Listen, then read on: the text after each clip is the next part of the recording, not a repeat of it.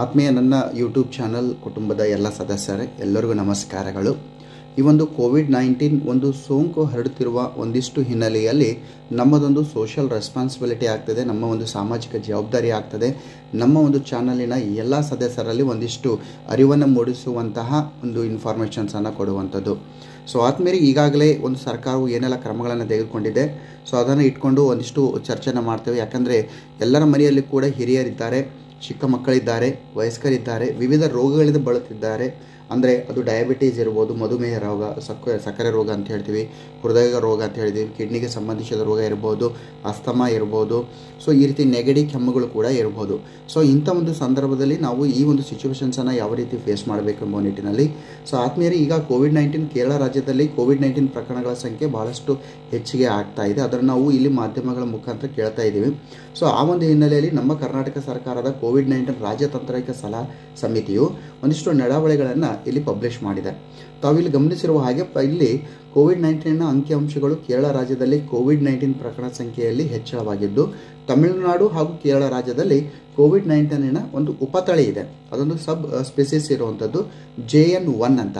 ಈ ಒಂದು JN1 ವರದಿಯಾಗಿರುವಂಥದ್ದು ವಿಶೇಷವಾಗಿ ಚಳಿಗಾಲದ ಹವಾಮಾನದಲ್ಲಿ ಹಾಗೂ ಕ್ರಿಸ್ಮಸ್ ಹಾಗೂ ಹೊಸ ವರ್ಷ ಆಚರಣೆ ಸಂದರ್ಭದಲ್ಲಿ ಹೆಚ್ಚಾಗುವ ಒಂದು ಸಾಧ್ಯತೆ ಇದೆ. ಯಾಕಂದರೆ ಇಲ್ಲಿ ಕ್ರಿಸ್ಮಸ್ ಮತ್ತು ಹೊಸ ವರ್ಷ ಆಚರಣೆಯಲ್ಲಿ ಒಂದು ಜನಸಂದಣಿ ಅಂತ ಏನಿರುತ್ತೆ ಅದು ಹೆಚ್ಚಾಗುತ್ತೆ. ಜೊತೆಯಲ್ಲಿ ಚಳಿಗಾಲದಲ್ಲಿ ಬಹಳಷ್ಟು ಈ ಒಂದು ಏನಿದೆ ಈ ಒಂದು ಉಪತಳಿ ಅದರ ಒಂದು ಸೋಂಕು ಹೆಚ್ಚಾಗುವ ಸಾಧ್ಯತೆ ಇದೆ ಅಂತ ಒಂದು ಮುನ್ಸೂಚನೆ ನೀಡಿದ್ದಾರೆ. ಸೊ ಈ ಎಲ್ಲ ಅಂಕಿಅಂಶಗಳನ್ನು ಗಮನಿಸಿ ಒಂದಿಷ್ಟು ಶಿಫಾರಸು ಮಾಡಿದರೆ ಅದನ್ನು ನಾವು ಪಾಲಿಸಲೇಬೇಕು. ಯಾಕಂದರೆ ಸರ್ಕಾರದ ಶಿಫಾರಸುಗಳೇನಿದೆ ಸಾಕಷ್ಟು ಚರ್ಚೆಯನ್ನು ಮಾಡಿ, ಸ್ಟಡಿಯನ್ನು ಮಾಡಿ, ರಿಸರ್ಚ್ ಮಾಡಿ ಹೇಳಲಾಗಿರುತ್ತೆ. ವಿಶೇಷವಾಗಿ ಹಿರಿಯ ನಾಗರಿಕರು, 60 ವರ್ಷ ಹಾಗೂ ಮೇಲ್ಪಟ್ಟವರು, ಅವರು ಆರೋಗ್ಯ ಸಮಸ್ಯೆಯಿಂದ ಬಳಲುತ್ತಿದ್ದರೆ, ಇತರರು 60 ವರ್ಷ ಇರಬೇಕು ಅಥವಾ ಮೇಲ್ಪಟ್ಟವರು ಮಾಸ್ಕ್ ಹಾಕೋಬೇಕು. ಇತರರು ಅಂದರೆ ಬಿಲೋ 60 ಇಯರ್ಸ್ ಇದ್ದರೂ ಕೂಡ ವಿಶೇಷವಾಗಿ ಕಿಡ್ನಿ ಸಮಸ್ಯೆಯನ್ನು ಬಳಲ್ತಾ ಇದ್ದರೆ, ಹೃದಯ ಸಮಸ್ಯೆ, ಲಿವರ್ ಸಮಸ್ಯೆಯಿಂದ ಬಳಲ್ತಾ ಇದ್ದರೆ ನೀವು ಹೊರಗಡೆ ಹೋಗುವಾಗ ನೀವು ಮಾಸ್ಕನ್ನು ಹಾಕಿ. ಆಮೇಲೆ ಗರ್ಭಿಣಿಯರು, ಹಾಲನ್ನು ಉಣಿಸುವಂಥ ತಾಯಂದಿರು, ಹೊರಾಂಗಣ ಪ್ರದೇಶಕ್ಕೆ ತಳ್ಳಿದಾಗ ಗರ್ಭಿಣಿಯರು ಇರ್ತಾರೆ ಅಥವಾ ಮಗು ಜನನ ಆಗುತ್ತೆ, ಹಾಲನ್ನು ಉಣಿಸ್ತಾ ಇರುವಂಥ ತಾಯಂದಿರು ಕೂಡ ಹೊರಗಡೆ ಹೋಗುವಾಗ ಮಾಸ್ಕನ್ನು ಧರಿಸಿ. ಆಮೇಲೆ ಭಾಳಷ್ಟು ಜನಸಂದಣಿ ಇರುವಂಥ ಪ್ರದೇಶಕ್ಕೆ ಹೋಗಬೇಡಿ. ಗಾಳಿ ಬೆಳಕಿನ ವ್ಯವಸ್ಥೆ ಚೆನ್ನಾಗಿರಬೇಕು. ಇದು ಒಂದು. ಜ್ವರ, ಕೆಮ್ಮು, ನೆಗಡಿ ಇಂಥ ಏನಾದರೂ ಒಂದಿಷ್ಟು ಸೋಂಕಿನ ಲಕ್ಷಣ ಕಂಡು ಬಂದರೆ ಕೂಡಲೇ ನೀವು ಮಾಡಬೇಕು, ವೈದ್ಯಕೀಯ ಸಲಹೆಯನ್ನು ಪಡಿಬೇಕು. ಇಫ್ ಪಾಸಿಬಲ್ ನೀವು ಐಸೋಲೇಟ್ ಆಗುವಂಥದ್ದು ಬಹಳ ಇಂಪಾರ್ಟೆಂಟ್ ಆಗುತ್ತೆ. ಮೂಗು ಮತ್ತು ಬಾಯಿಯನ್ನು ಮಾಸ್ಕ್ನಿಂದ ನೀವು ಆವರಿಸ್ಕೊಳ್ಬೇಕು. ಆಮೇಲೆ ಒಂದಿಷ್ಟು ಸ್ಯಾನಿಟೈಸರ್ ಕೂಡ ನೀವು ಬಳಸಿಕೊಳ್ಳಿ, ಭಾಳ ಇಂಪಾರ್ಟೆಂಟ್ ಆಗಿರುವಂಥದ್ದು ಸ್ಯಾನಿಟೈಸರ್ಸ್ ಕೂಡ. ಉತ್ತಮ ಸ್ವಚ್ಛತೆ ಅಂತ ನಾವೇನು ಹೇಳ್ತೀವಿ, ಕೈಗಳನ್ನು ಸೋಪ್ನಿಂದ ತೊಳೆಯುವಂಥದ್ದು, ಸ್ಯಾನಿಟೈಸರ್ ಬಳಸುವಂಥದ್ದು, ನೀರಿನಿಂದ ತೊಳೆದುಕೊಳ್ಳುವಂಥದ್ದು, ಅದು ಭಾಳ ಇಂಪಾರ್ಟೆಂಟ್ ಇದೆ. ಆಮೇಲೆ ಏನಾದರೂ ಸಮಸ್ಯೆಗಳು ಬಂದರೆ ನೀವು ಸ್ವಲ್ಪ ಐಸೋಲೇಟ್ ಆಗಿರಿ. ದುರ್ಬಲರಾತ್ರೆ, ವೀಕ್ ಇರ್ತಾರೆ, ಪೇಷಂಟ್ಸ್ ಥರ ಇರ್ತಾರೆ, ಹಿರಿಯರು ಇರ್ತಾರೆ, ಅವರನ್ನು ಭೇಟಿ ಆಗ್ಲಿಕ್ಕೆ ಹೋಗಬೇಡಿ.